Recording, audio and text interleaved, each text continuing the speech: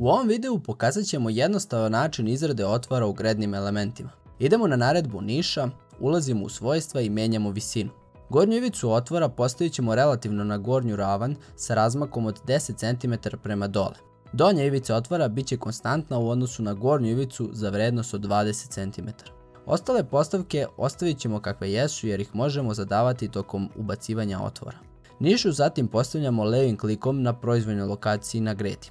Zatim nas Saltman pita želimo li promijeniti referentnu tačku klikom na neku drugu poziciju na elementu, te želi znati koliko je naš element udaljen od referentne tačke. Promijenit ćemo referentnu tačku na ivicu stuba i upisati vrednost od 50 cm za udaljenost našeg otvora.